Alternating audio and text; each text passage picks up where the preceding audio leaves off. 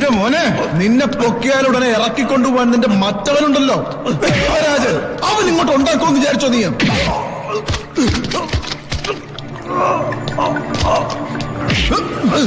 നീ ഞങ്ങളുടെ കസ്റ്റഡിയിലുള്ള കാര്യം ഒരു കുഞ്ഞും അറിഞ്ഞിട്ടില്ല. ഇവിടെ കിടന്ന് പുല്ല് പിടിച്ച് ചാകണ്ടെങ്കിൽ പെട്ടെന്ന് നിന്നെയൊക്കെ മുന്നിൽ വെച്ച് അവൻ കുറെ കളിച്ചല്ലോ ആ ദേവരാജൻ. അതിന്റെ ഫുൾ ഡീറ്റെയിൽസ് ഞങ്ങൾക്ക് കിട്ടണം. പന്നി, ഇത് നിന്റെ അണ്ണാക്കിലോട്ടങ്ങ് കുത്തി കയറ്റിയുണ്ടല്ലോ, നിന്റെ കൂമ്പ് കിടക്കുന്ന വിര നീ കക്കും.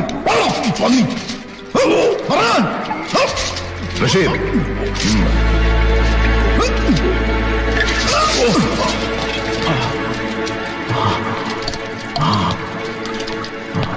ഇനി പറയടാ.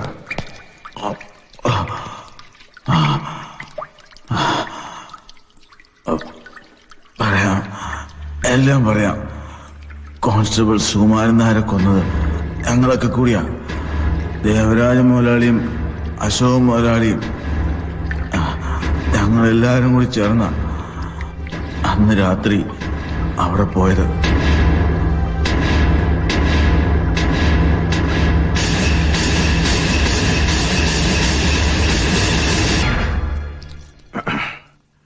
അപ്പോ ഞാൻ പറഞ്ഞു വരുന്നത് എന്താന്ന് വെച്ചാൽ, കേരളം കേന്ദ്രമാക്കി നമ്മൾ ബിസിനസ് റീഓർഗനൈസ് ചെയ്യുന്നു.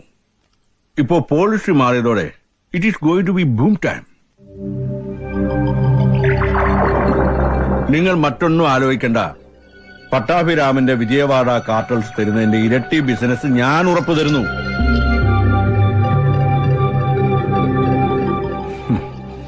ഇനിയും സംശയമുള്ളവർക്കായി ഒരു കാര്യം കൂടി.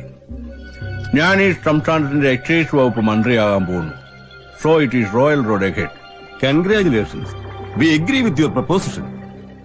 Now I expect generous support from you all. Power പൊളിറ്റിക്സിൽ നിലനിൽക്കണമെങ്കിൽ ഒരുപാട് പേരെ പർച്ചേസ് ചെയ്യണം. കൂടാതെ നമ്മുടെ ബിസിനസിന്റെ ഇനിഷ്യൽ ഇൻവെസ്റ്റ്മെന്റ് കൂടി ആകുമ്പോ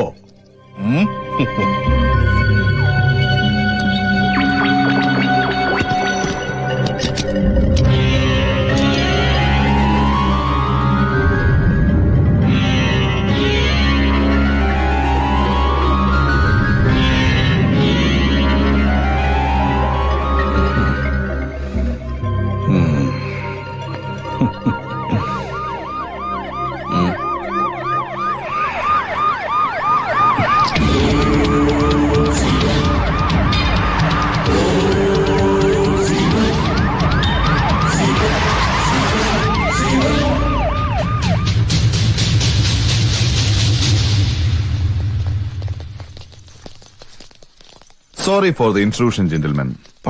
ഏയ്, ഒച്ച വെക്കണ്ട. അരമന മുഴുവൻ അരിച്ചു പെറുക്കാനുള്ള കോർട്ട് ഓർഡറുമായിട്ടാണ് ഞാൻ വന്നിരിക്കുന്നത്. Rasheed, search.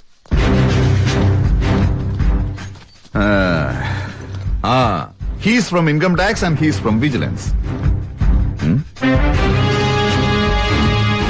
Wow.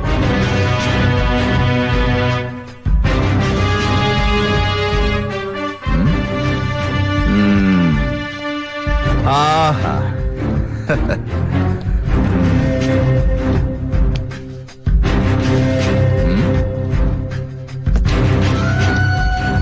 Money. Do you have any source for this money, gentlemen?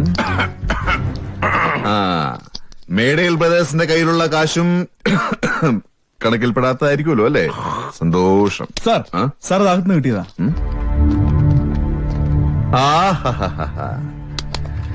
High frequency wireless set.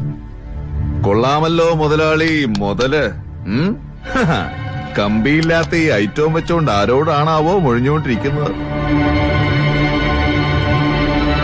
അപ്പോ നമുക്ക് പോവാം. അവിടെ മജിസ്ട്രേറ്റ് നമ്മളെ കാത്തിരിക്കുക. വാ. അതെ, ഒരു ആദായ നികുതി കേസ് ഈ തൊണ്ടി സാധനം വെച്ച് നിനക്ക് മേടയിൽ ദേവരായ മുതലാളി ഒരു പുല്ലും ചെയ്യാനാവില്ല. ഇതിൽ നിന്ന് ഊരാൻ ഞങ്ങൾക്ക് വെറും 12 മണിക്കൂർ പോലും വേണ്ട. Rasheed, take him.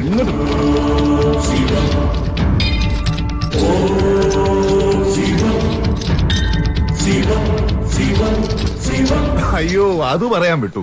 മുതലാളി തട്ടിക്കളഞ്ഞൊരു ചെട്ടിയാരില്ലേ, പഴനിവേൽ ചെട്ടിയാർ. അയാൾ ഭദ്രമായി സൂക്ഷിച്ച ചില ഡോക്യുമെന്റ്സ് ഈ ഭദ്രന്റെ കയ്യിൽ കിട്ടി.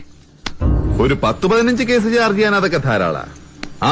പിന്നെ അങ്ങയുടെ പ്രധാന കിങ്കരൻ ഫ്രാൻസി എടുത്തിട്ട് നന്നായിട്ടൊന്ന് മെതിച്ചപ്പോ ചെയ്തു കൂട്ടിയ കാര്യങ്ങളൊക്കെ വളരെ കൃത്യമായിട്ട് ഇങ്ങോട്ട് പറഞ്ഞു തന്നു. ഇത്തവണ പർച്ചേസ് ചെയ്യാൻ ഇത്തിരി പാടാ ദേവരാജ.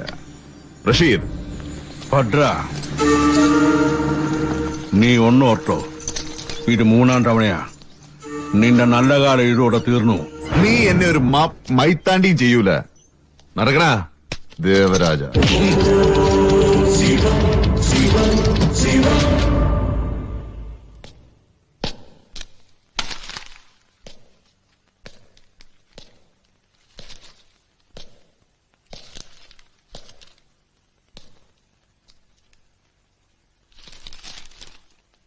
എന്താ സാറേ ഈ വെളുപ്പാങ്കാലത്ത്?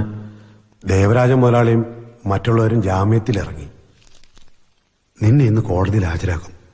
റിമാൻഡ് ഉറപ്പാ. കേസ് മുന്നോട്ട് പോയാ ഊരാനും പാടാ. അത്രയ്ക്ക് ബലത്തിലാ എഴുതി പിടിപ്പിച്ചിരിക്കുന്നത്. പക്ഷെങ്കില് മുതലാളി നിന്നെ കൈയൊഴിഞ്ഞിട്ടില്ല. നിന്നെ പുറത്തു കൊണ്ടുവരാൻ ഒരു പണി ഒപ്പിച്ചിട്ടുണ്ട്. എന്താ സാറേ?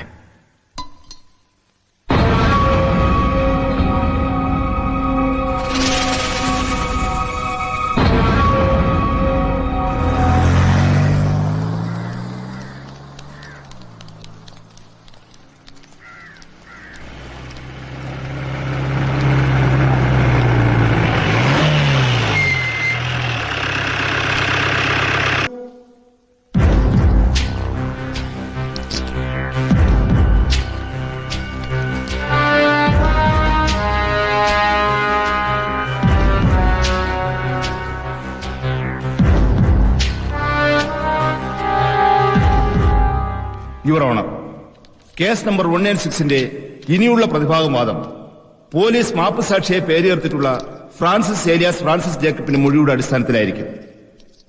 കേസ് അന്വേഷിക്കുന്ന ഉദ്യോഗസ്ഥന് ഫ്രാൻസിസിനോട് മുൻവൈരാഗ്യമുണ്ടെന്നതും പോലീസിന്റെ പീഡനത്തിനും സമ്മർദ്ദത്തിനും വഴങ്ങിയാണ് ഫ്രാൻസിസ് മാപ്പുസാക്ഷിയായി വ്യാജ പ്രസ്താവന നടത്താൻ തയ്യാറായതെന്നുമുള്ള സംശയം നിലനിൽക്കുന്നതിനാൽ അയാളുടെ മൊഴി രേഖപ്പെടുത്തി വിസ്തരിക്കുവാനുള്ള അനുവാദം തരണമെന്ന് ബഹുമാനപ്പെട്ട കോടതിയോട് അപേക്ഷിക്കുന്നു. Objection, Your Honor. Wait. Produce Francis Jacob before the court. The court will hear his statement before the commencement of any argument. Francis Jacob, Francis Jacob.